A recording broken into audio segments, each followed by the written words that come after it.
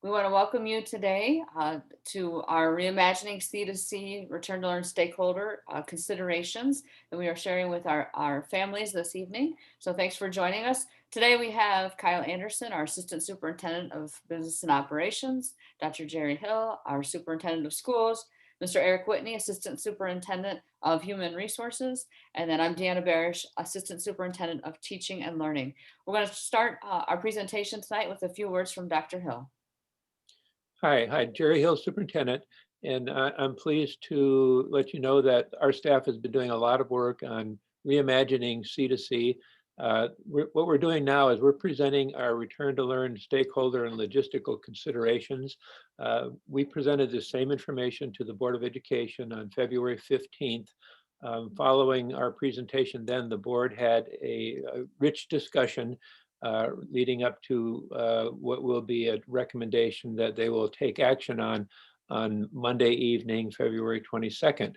The data that we're looking at will consist of survey data of staff, families, and feedback from students.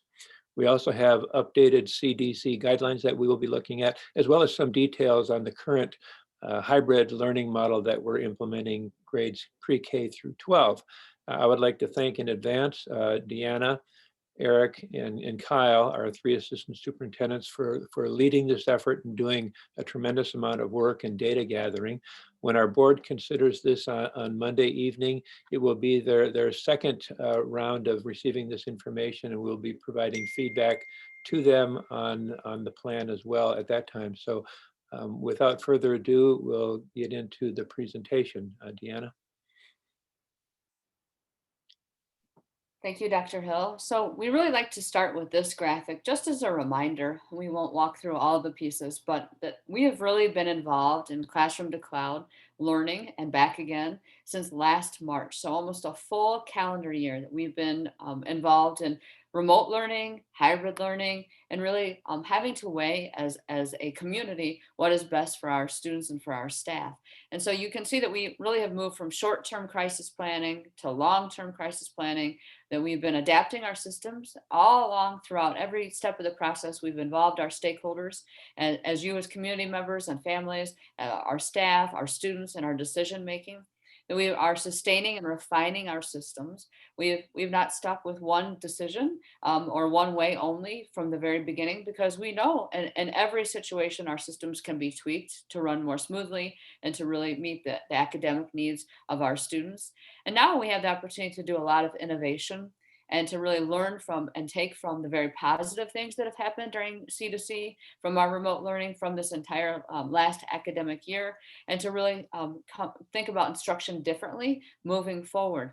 While it certainly has been stressful and has taken a toll on all of us and especially our students, it really has given us an opportunity as educators to think differently about how we deliver instruction, about the need for flexibility, the need to make sure that we have student voice in all of our decisions, and that we were able to really be adaptive in ways that we've never thought about before. So we really like this graphic to capture the journey that we've been on and to really celebrate that we as a West Bloomfield School District have continued to innovate and engage our people in our conversations so that we can grow and continue to provide the best instruction for your kids each and every day.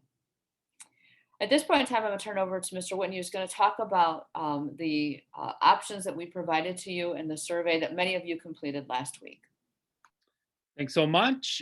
Yes, I'd like to take this opportunity to just do a quick recap of the three options that we presented to our stakeholders. So we asked our parents, families, we asked our staff, and we also asked our students to give us some feedback about three different options for what in-person learning might look like for the remainder of the school year. So option A, we called the reduced day.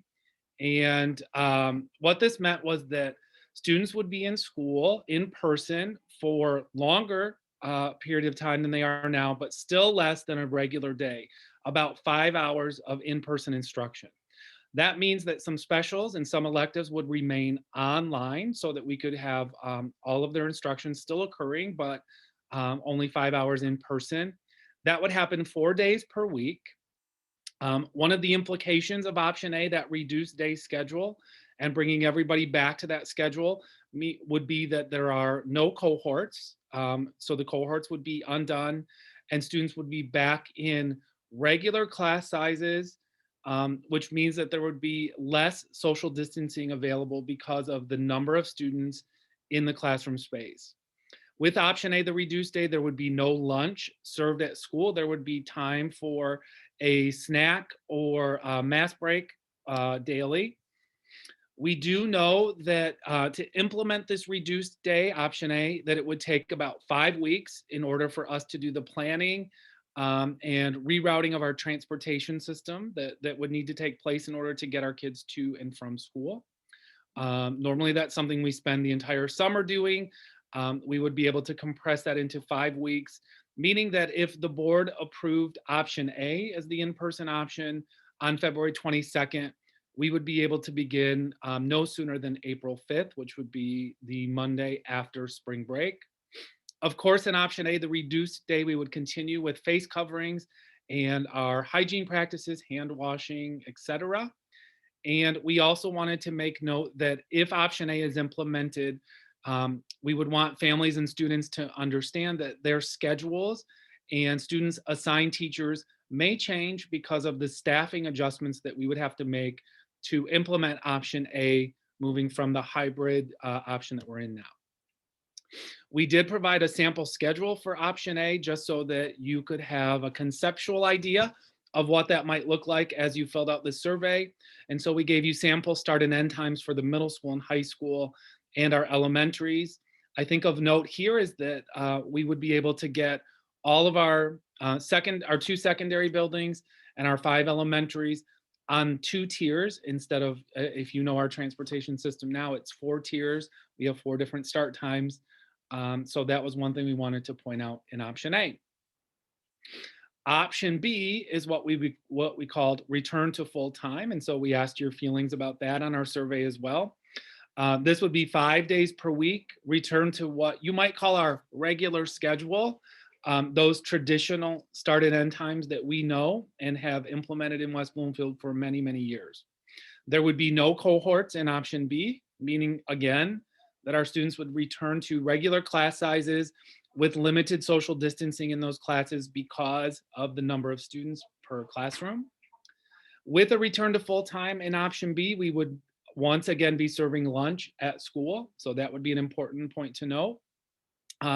Again, same as option A, we know that it would take us about 5 weeks of planning time needed to reroute transportation, to find out from parents who would be opting into transportation, etc.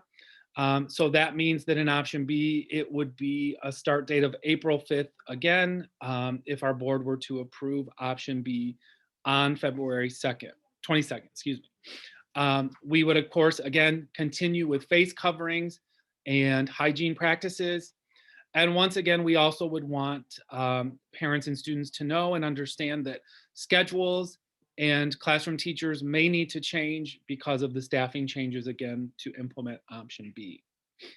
The third option we asked you about on our survey was about continuing the hybrid plan that we are in right now in our buildings K-12, if that were to continue for the rest of the year. So that means students would remain in their cohorts. They would be attending part-time in person and part-time learning remotely.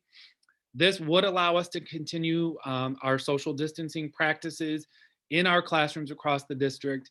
And it also means that no lunch would be served at school.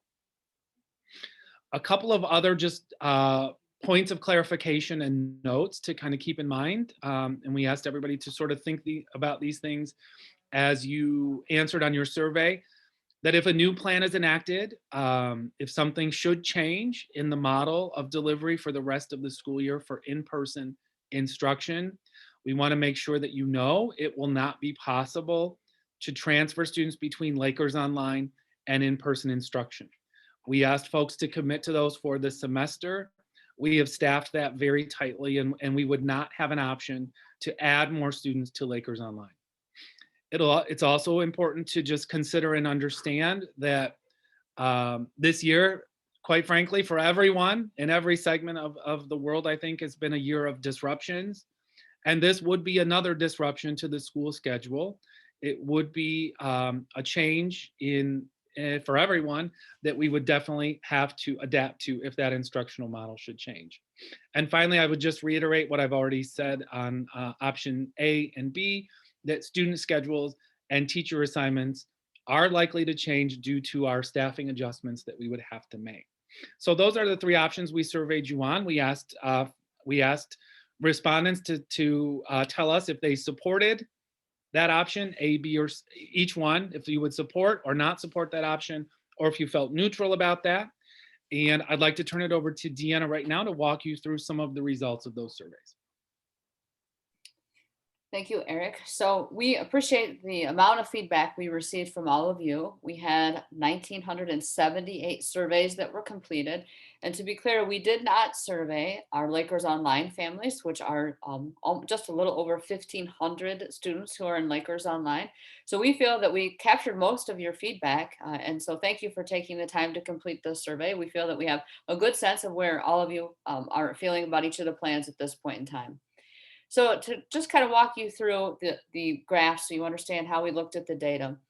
If you can see that a majority of our families favor or are neutral about continuing with the current hybrid model, majority of our families who completed the survey oppose returning full-time or going to the reduced day model. And so what you can see along this continuum, the gradient of the colors are the number that responded favorably to remaining in hybrid, the number that responded that they were neutral, and then those who were opposed. So it was very clear that at this point in time that our families definitely feel that the hybrid model is really where the most of them felt were most comfortable about continuing. A majority of families at each level opposed the option A, which is the reduced day schedule. So you can see across that variant how those people answered as well. Family with younger students were more likely to favor returning to full time, while families of older students were more likely to oppose to returning to in-person full time. And we assume that and know that obviously the burden for younger students certainly falls on all of you as parents and family members. And so we understand that data. We also know that the high school data might also reflect that we've only been in a hybrid for just a few short weeks. And so there's still some adjustment period as well. So we understand that what this data is saying to us.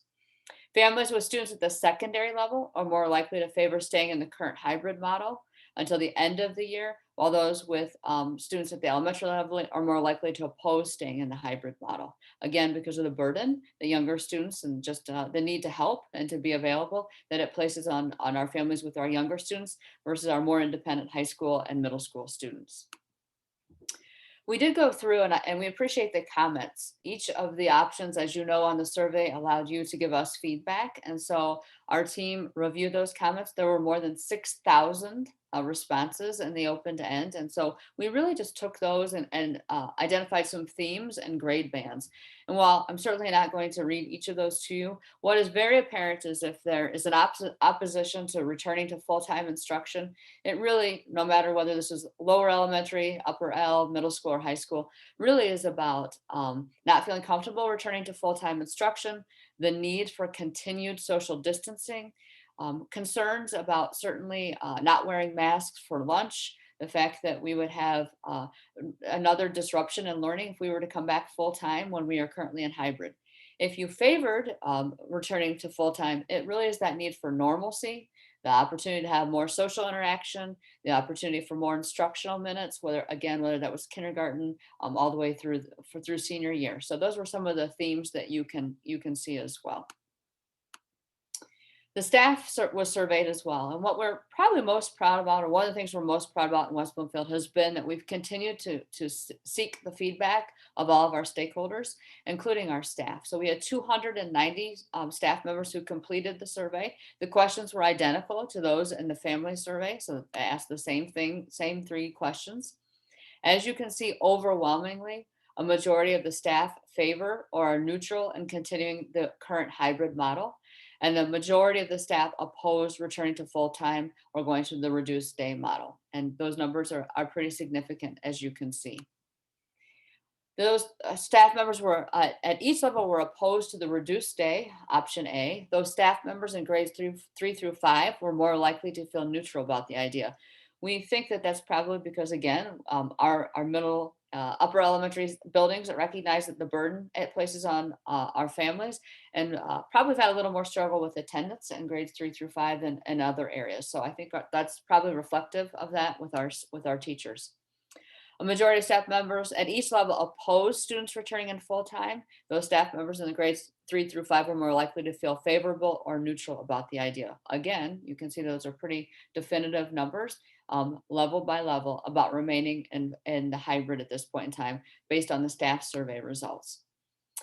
A majority of the staff at each level feel that continuing and hybrid model option C for the remainder of the year is favorable. And again, you can see what those percentages were: 78% in at or at high school, and so forth. So you can see that generally our staff feels very strongly that we need to remain in hybrid for the rest of the school year. The staff survey themes were really not unlike those of the family surveys. So those who opposed returning to full-time, which again were a large number, that our staff was worried about maintaining social distance in the classrooms if we had full classrooms that were returned, that the change again would be distressful and disruptive, that lunch is a concern for our staff as well. We've been able to really mitigate any spread in our buildings because we don't have opportunities for students to remove their masks and have lunch. That we are not, well, we'll talk about vaccines here shortly, that certainly we are still working through that vaccination process. And so that has not made everyone feel completely safe yet. And that really it's a long day to wear a mask for the full day for the kids. Our staff is back. And I think that one misnomer that we need to clarify is that our staff is there every single day, Monday, Tuesday, Thursday, Friday, teaching the full time with no planning period. And when we talk about Wednesdays, and you'll see a sample schedule here in just a little bit, their Wednesdays are full of staff meetings, professional learning community meetings, and then planning with their teams that they don't get during our typical school day. And so they're working honestly harder than they've ever worked in order to make this model work for our students.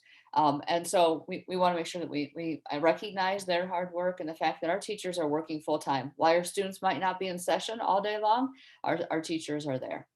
If they're favoring full-time, it really was that virtual learning is difficult, that students are maybe academically falling behind, that they need that normalcy and that social interaction, and that as we become more vaccinated, that it's safer to return to full-time in-person instruction.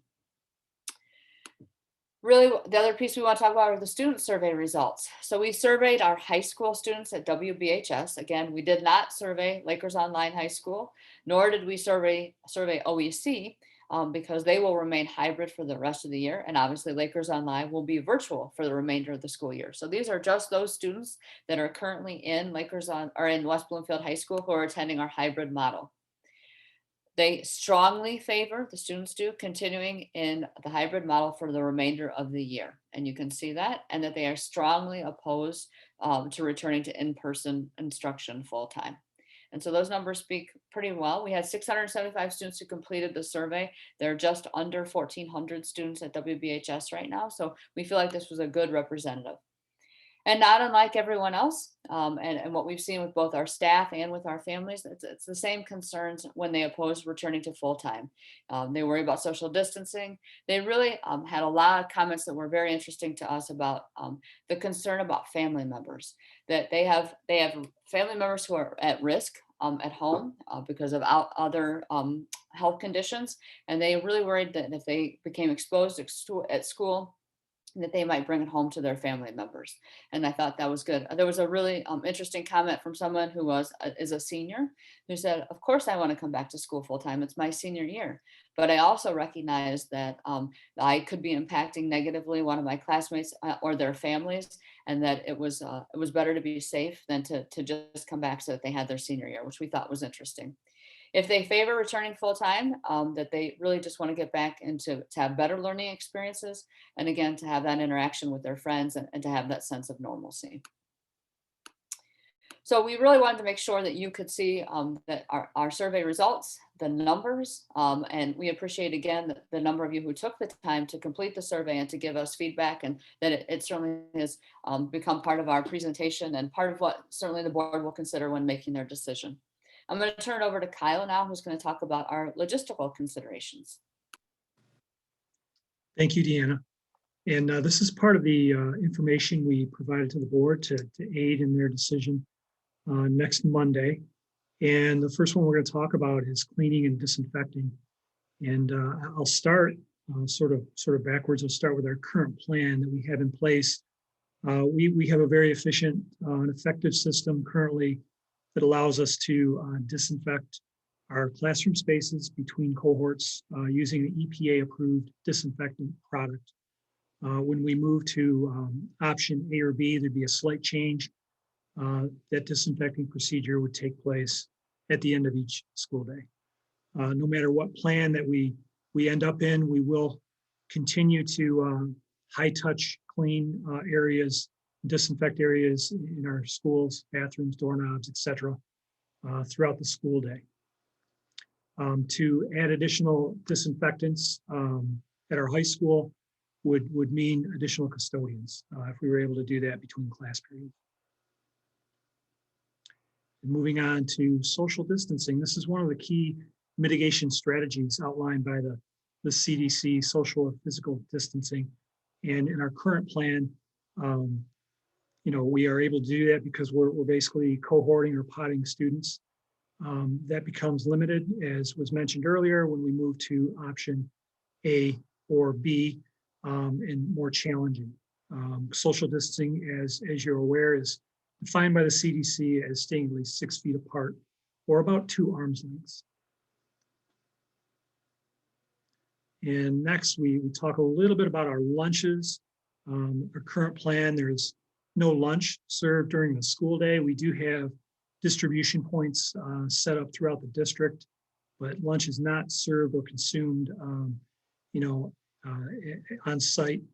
And in both in option B, when we return to full-time, regular lunches would be prepared and served in the cafeterias.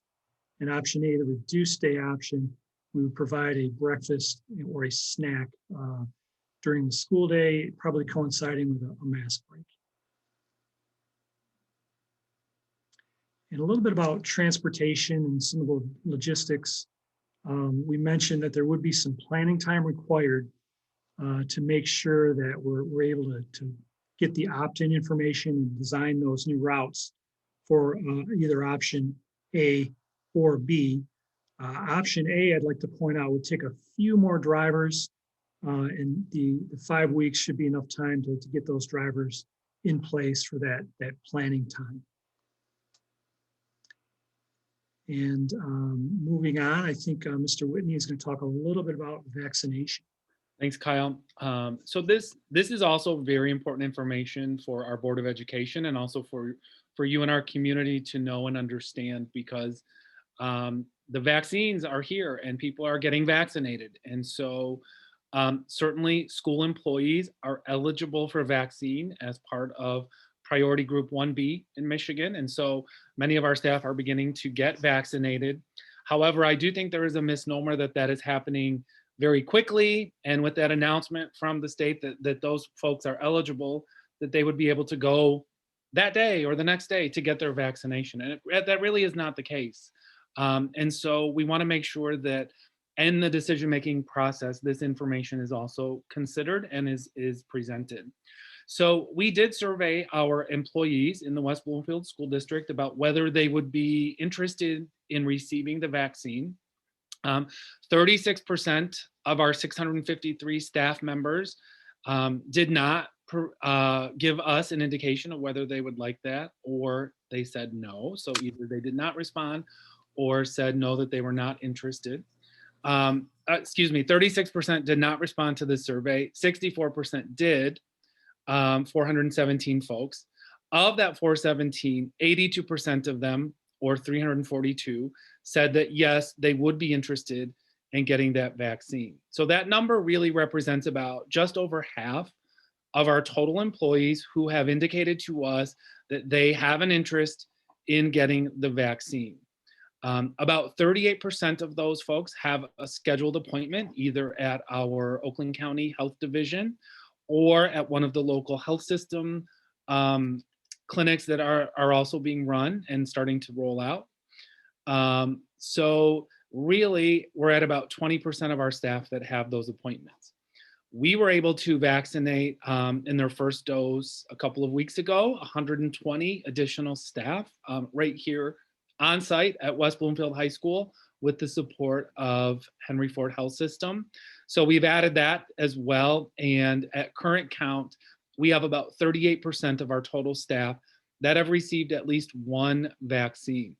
But down there in one dose of the vaccine, down there in the corner is that very small box. And in that you will see, we only have at this point in time, about it's actually grown to 4% since we put this presentation together, 4% of the West Bloomfield staff that have received both doses of the COVID-19 vaccine. So the process is slow, it's laborious, it's difficult to get those appointments still at this time.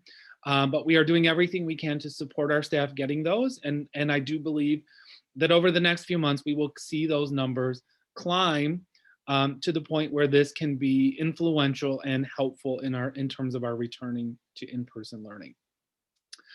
We also shared with the board a little bit of information about staff in quarantine, because as we talk about community spread of COVID versus school spread of COVID, one really significant factor to our being able to operate the school district is to make sure that we have employees that are able to come to work to educate children. And so we presented to the board a week-by-week analysis of the number of staff that we had in quarantine. Actually, this is isolation and quarantine combined. Isolation meaning they have symptoms themselves and have to isolate. Quarantine meaning they were exposed or possibly exposed to a positive individual and are self-quarantining. So you can see that there was a point throughout November where that number really jumped. And when we have 30 people out in quarantine in a week, it becomes very difficult to continue to operate our school district in person. You can see that that number has fallen off through December and January. We are experiencing a little bit of a climb again, but nowhere near where we were in November. So on the last couple of weeks, we've had about 10 or 11 staff members that were quarantined or isolated and unable to report to work. That number is manageable. We can work with that pretty easily. We have enough substitutes available. We are able to cover internally enough to really continue to educate children. So we're keeping our fingers crossed, and hopefully that will continue to stay at those low levels that will support us being able to continue operating. The final little piece I want to talk about today is cloud care. As you know, we offered cloud care for our students in hybrid learning at K-8 that needed childcare the other half of their day. So during the remote learning portion, we wanted to make sure that we reported on how that enrollment has gone. We began the year with 212 students registered for cloud care. We've seen that grow a little bit, not exponentially, so that number has not changed significantly. And currently we have 251 students registered for cloud care. So as the year has gone on, we've not seen a big change in that demand in terms of childcare for the remote learning part. All right, so Deanna, I think back over to you. I know that you're going to talk a little bit about what those schedules look like in the current plan. Thank you. Yes, we just wanted to give a sample. Obviously, if you watching at home have kids, so you know exactly what those schedules might look like. But there's been a lot of discussion around what does a typical teaching day look like and what does a typical student day look like at each of the levels. And I'm just going to go very briefly through a few of these so that you can see. This is what a student experiences when they come into one of our elementary schedules, classrooms. So you can see that they're getting a lot of instruction, and the focus is really on making sure that they get as much core instruction as possible. So science, social studies, math, and reading. And our teachers are doing a phenomenal job making sure that our students are having a quality instructional opportunities every single day. Wednesday is really important. And so we've had a lot of conversations about why Wednesday? Why are we working our kids all asynchronous on Wednesday? And what are teachers doing during that time? And as you can see on this slide, it is a full day for them. Again, they don't have planning time. Our kindergarten through 8th grade teachers do not have planning time when we're in the hybrid model. They're teaching the full day. Their only break is the transition from cohort A to cohort B. And that really just is time enough because of buses and helping get students on the bus and off the bus is really just enough time for lunch. And so they spend all day Wednesday preparing to deliver instruction to your children and to make sure they have quality assignments. And so we wanted to make sure that you saw that and understood what a teacher's typical Wednesday looks like. And as you can see, that's what the teacher's schedule looks like in a lower elementary setting. So when they're planning their typical day, this is what it looks like each week. And then you can see there's no downtime for our staff, as you know, and you've been very kind to all of our teachers and staff across the district who are really working hard. But that's what a typical week looks like for a lower elementary teacher. As you look forward, this is what our upper L looks like. So very similarly, and same way with what their planning time looks like on Wednesday. So they cram a lot of very important work into Wednesdays because they are teaching all day long, Monday, Tuesday, Thursday, and Friday. Specialist teachers too, they've really had to think differently about how they deliver instruction, and since they are doing it remotely only, and so they have had to create new lessons every single week. They have to find ways to engage students who are learning in the opposite cohorts, and so their schedules are quite full as well. So this is what a typical obviously special schedule looks like for each of those areas. This is our hybrid model for the middle school. So you can see again that they are in class first, third, seventh, ninth, second, fourth, sixth, and eighth. They then have a short break, and then obviously cohort B arrives and they do the same thing over again. So that's the cohort model. We believe the block schedule has worked very well since we've returned to remote learning and have had a lot of positive feedback about that as well. And then that's a sample student schedule for the middle school. So you can see what their day looks like too. So we are definitely keeping our students busy and our teachers busy as well. And this is our high school hybrid schedule. Again, we've only been back a few short weeks, but we've already made a significant adjustment to what Wednesdays look like. So a typical student is attending even and odd day classes. We've added seminar, which I think has provided some levels of conversation about what the purpose is, but it's really for students to get extra help so that we can make sure that if they are missed homework or we're not sure about something that was going to be on a test or maybe weren't in class that day, they have the opportunity to interact with their teachers. But Zooms are live on Wednesdays. So we have a typical marathon day schedule, and students have the opportunity all day long on Wednesdays. Our high school teachers are actually live teaching and providing intervention during that time. So that's what a typical Wednesday looks like for our high school staff. And here's a sample of a high school student schedule and how easily they're able to follow that and make sure that they're completing their asynchronous work, which really is what they typically would do in homework or to prepare for the next day's class. OEC's schedule has not changed. They've really been able to stay the course and will not change. So OEC will remain in this learning model for the remainder of the school year because they selected college courses based on this model. And so they will remain hybrid regardless of the board decision Monday evening. And that's their teaching schedule for OEC, which also is very busy. And then I guess just I would say as well, here's our transition center. So our adults that are learning and what their schedule looks like, and our categorical programs that are there really 4 days, full days a week. And then obviously getting instructions, several live opportunities for instruction on Wednesdays as well. And so we've done a really good job making sure that we're taking care of our at-risk students and those who have different learning needs and making sure they have as much instruction as possible. And then I'm going to turn it over to Kyle to kind of wrap up the rest of our presentation. Thank you, Deanna. I'd like to cover some of the additional considerations and data points that we provided to our Board of Education. And the first here is some information that is collected by the CDC, and it's very crucial to our district, given the very rich, diverse population of our students. The CDC is collecting information of basically the fact that COVID-19 disproportionately affects our communities of color and students who are socioeconomically disadvantaged. So that was provided to our board for their consideration. And in addition to that, I'd like to cover some information just recently published by the CDC. I think it was last week. And it basically was specific to K-12 schools, and it provided some operational strategies for districts. So regardless of the level of community transmission, the CDC is recommending a layered approach to safely deliver in-person instruction. And they reference 5 key mitigation strategies. And those are the use of masks, the correct use of masks. And no matter what instructional model we end up in, that will be the case. Physical or social distancing, our hand washing etiquette and policies, cleaning of facilities, and contact tracing, working with our local health officials. Of those 5 strategies, the CDC really is prioritizing 2 strategies above all. And the first is, again, universal and correct use of masks and physical distancing. And one of the ways that we're able to accomplish our physical distancing strategy is the use of cohorting, as in our current model.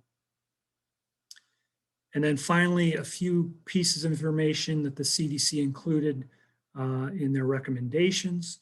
They mentioned that in-person learning for elementary schools is less likely to have a risk of in-school transmission than that of middle school and high school. Any families who have students or family members who are at risk should be given opportunities for online learning, and in-person instruction should be prioritized over extracurricular activities and school events. I will note that the CDC strategies really kind of mirror the information the governor released back in the start of the school year. And they're encouraging schools to cohort students when possible to minimize transmission. And again, any student, staff, or teachers who are at risk of severe illness should be provided virtual options to teach.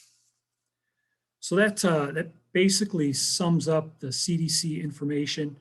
And this entire presentation was really provided to the Board of Education, as Dr. Hill mentioned, so they could consider and make their decision next Monday evening.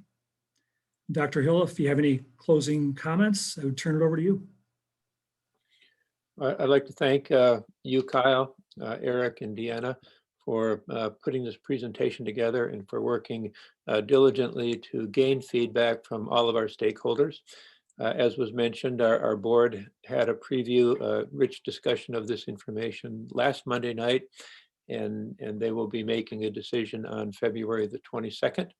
I would also just like to reiterate our thank you to all staff and families and students for hanging in there during this really tough and challenging school year, and know that we are keeping the health and safety, mental health and safety of everybody in mind as we proceed through the school year, and we look for a successful continuation of our school year, no matter how the board decides on Monday evening.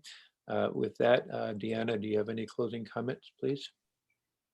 Thank you for attending this evening, and thanks to everyone who's had a lot of hard work. And again, just to echo what Dr. Hill said, it has been trying for everyone, and we appreciate your continued support and patience and just willingness to be flexible and understand that it is very challenging, and it certainly is hard to meet everybody's expectations and to assume that but we have to do what's best for all students. And so your feedback has been invaluable. Your voices supporting us has been incredible, and we look forward to sharing this information again with the board on Monday evening and moving forward, and hopefully continuing to see your kids each and every day. So thank you, and have a great rest of your day.